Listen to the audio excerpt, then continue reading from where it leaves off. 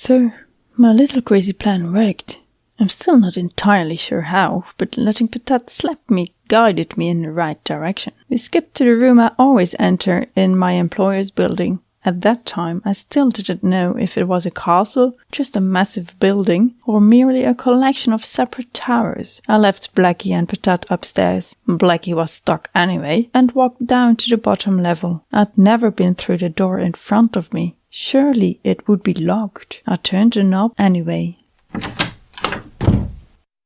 This is Nadec, my adventure, written down in a better way than I can tell it.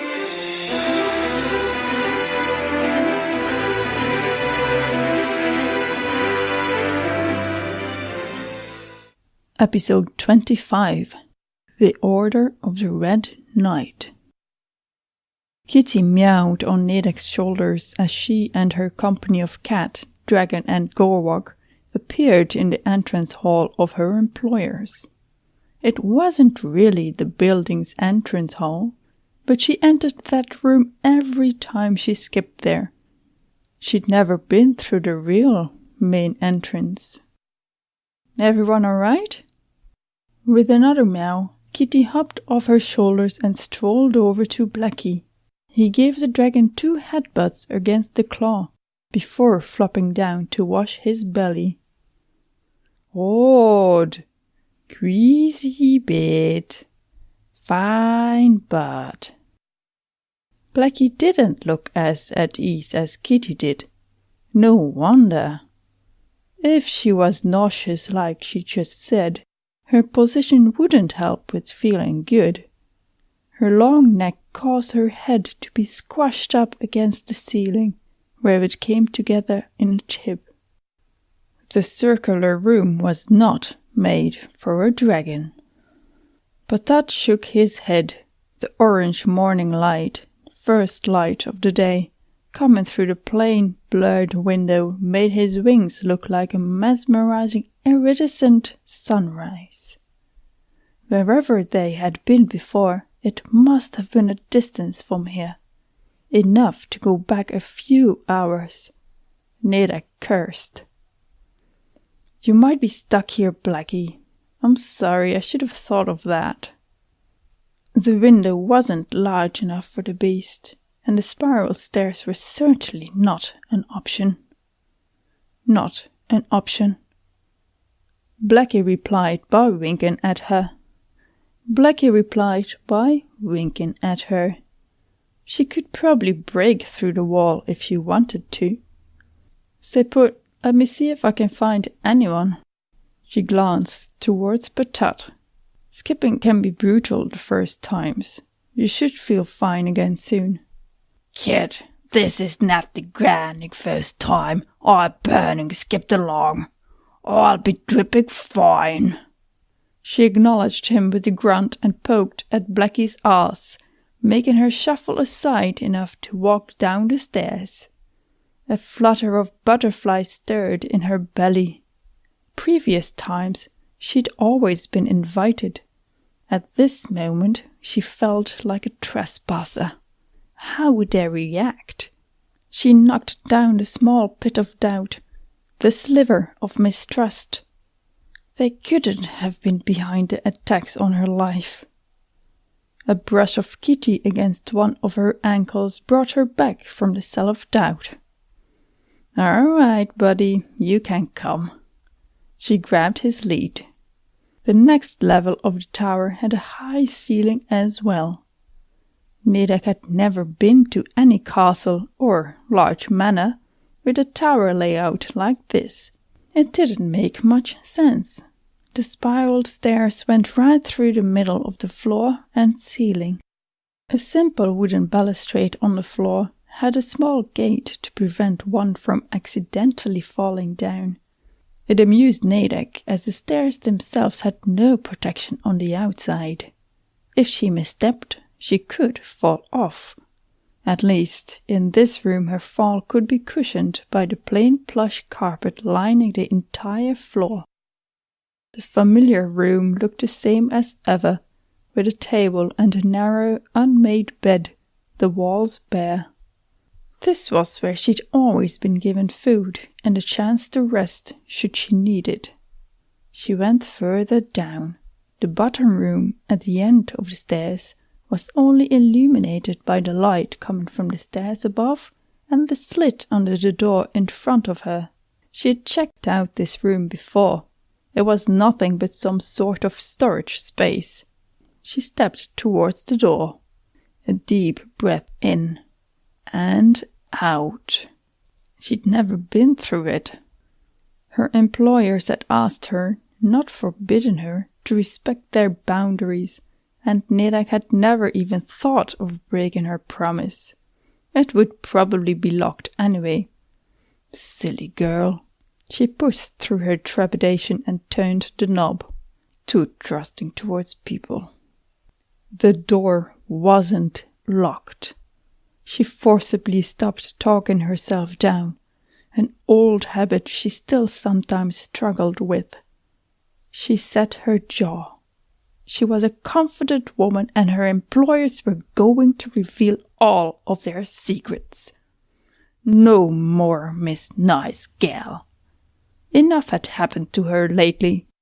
Besides, she had a dragon in the room above. Perhaps she could use that as a threat.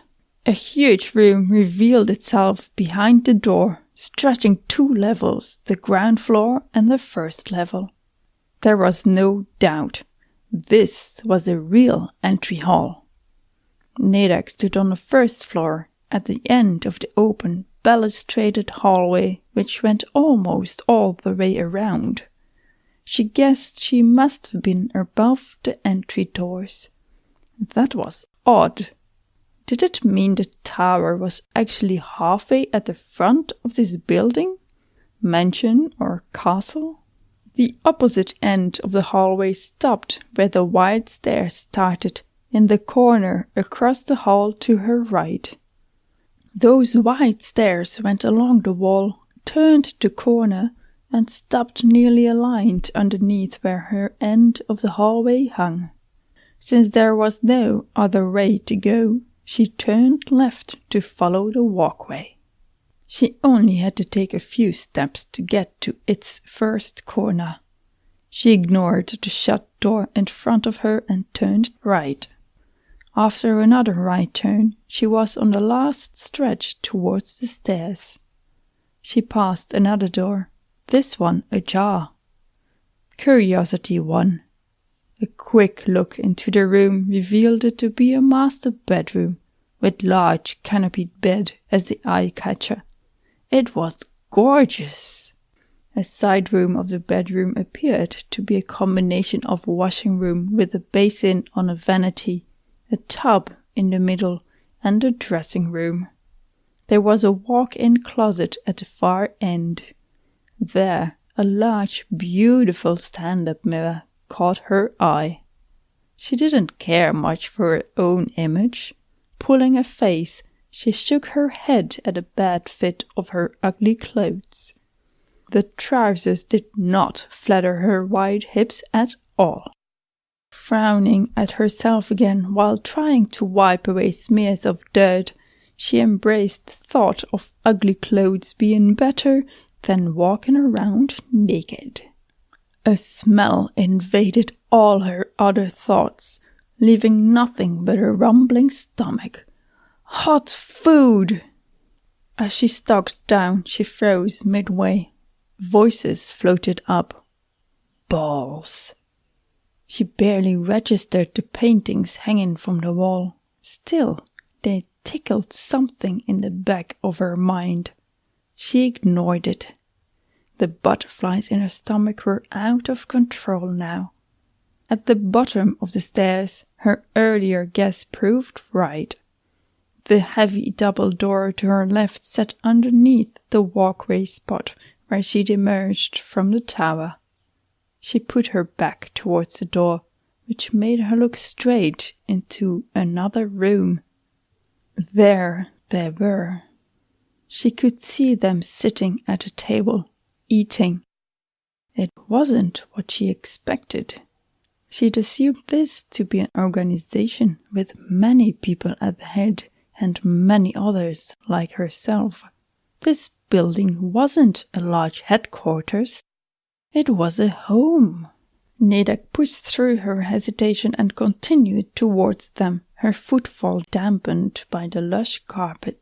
They weren't wearing the rich, hooded robes they normally wore. Instead, their clothes looked as if they belonged somewhere in the 17th century. Or earlier, or later. Nadec didn't know enough of old-fashioned styles to pinpoint the correct era. It could have been a combination of several different styles. This wasn't Earth, after all. It was the first time seeing their faces. The woman looked familiar. The conversation stopped. Nadec focused back on them. Her thoughts had been dwelling on what was so familiar about the woman's face, who looked straight at Nadec now, jaw slack, eyes wide. Nadec imitated the expression. Her mom! The woman's face looked like her mom's. The woman jumped up and ran around the table, her chair hitting the ground as she closed the distance. Nadec's reaction was slow. Before she could step back, the woman embraced her in a tight hug. "You're alive! Precious squares, you're alive!" She was sobbing. Nadec's arms moved to push her away. They hugged the woman back instead.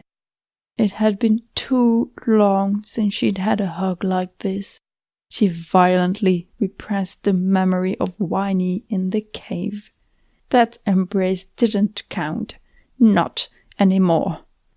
The man gently took the woman by the shoulders, pulling her away. Something stirred in Nadec's chest. "Come, Nadec, let's give her some room. Nadec, sit, please. Are you hungry?" He motioned towards the table. As Nadec sat down, she noticed the servant standing at the side, who walked away after the man whispered something. Kitty jumped on Nadec's lap. She stroked him with intent, glad to have him to hold her steady. "Nadec?" Nadec's voice croaked. "That sounds a lot like my name. Is that coincidence?" She sipped the water they'd put in front of her. At least she'd intended to sip it. Instead, she downed the whole cup in one go, and the next 2 refills. She let Kitty have a drink too. The servant came back with a bowl of something hot. Nadec's stomach growled again with the smell of the lentil soup. Soup as breakfast was one of the best meals. Nadec glanced at the man. She took a deep breath as he nodded. "It is time we tell her." There was a soothing quality to his deep voice. "You've only ever known us as your employers, from the Order of the Red Knight." Her eyes rested on Nadec's, searching for something. They still dripped soft tears. "That was a lie. There is no such thing as Red Knights. There is no order. We—" She hesitated, glancing at the man. He grabbed her hand and gave it a little squeeze. "Made that up to protect you." Nadec resumed spooning soup to her mouth, using it as a distraction, doing everything she could to keep the anger at bay. It was difficult. "We are your family." The man jumped in as the woman had choked on her next words. "Nadec is your aunt. She's your mother's older sister." The spoon stopped right in front of Nadec's mouth. Her hand trembled hard enough to spill most of the soup over the sides. She dropped it back in the bowl. "Keep on talking." You have been listening to Nadec, Chapter 25, The Order of the Red Knight, narrated, adventured, and lived through by myself, Nadec, written in a better way than I can tell it, by Astrid Ch. Don't go just yet. We've got blah blah blah blah. You all know how it goes. bloopers at the end of this episode. But first, something different. A little message from Astrid Ch. This was episode 25, which is incredible. For me, this chapter signifies an important point in the story. Nadec is out of the woods and into a populated area. More characters will pop up, and the story will gain more complexity. I never thought this would happen. I used to release 3 flash fiction stories a week on my website.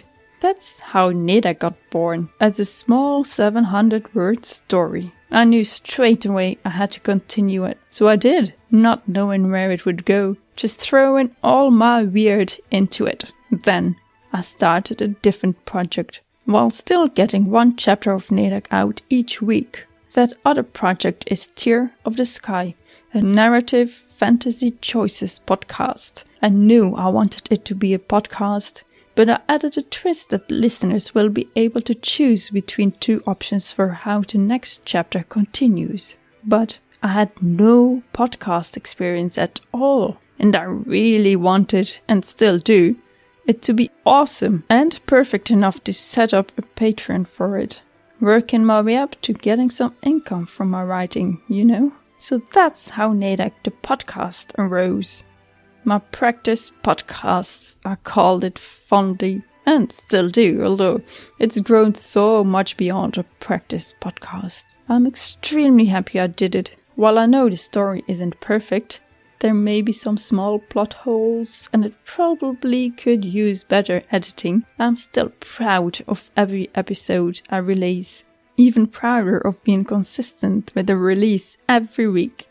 What's next for Nadec? Right now, the first draft is almost finished. It has passed novel length, which is amazing when you know how it started. The podcast will obviously continue until the end. And then, when I reach the end of Nadec's first draft, which will be very soon, I'll put it aside for a little while and continue writing Tear of the Sky. Eventually, I want to rework Nadec and add more point of views, making it more interesting. I'll try to get a proper editor work their magic on it, and I'll aim to release it as a proper book. Wow, how surreal would that be, eh? Anyway, if you're still listening, thank you so much for being part of this journey. I love you, and feel free to reach out to me on Twitter at Astrid Ch or at Nadec and Kitty, or on Facebook and Instagram, Astrid Ch. See you in the other realm. Bye bye. With another meow, Kitty hopped fuck that. She stepped towards the door. The what door? And out. What the fuck? A huge room revealed itself. Blah. A huge room. I don't know if that is understandable, but I did the best I could. Now let's just drop that. Since the yeah. Why does my voice do that? She barely registered the paintings hang. Got a lot of 2 words in this one, don't I? Well, that's just the way it is. Nadec in mid. She sipped the water. The water? For me, this chapter signifies an important pain. An important pain in the story? What?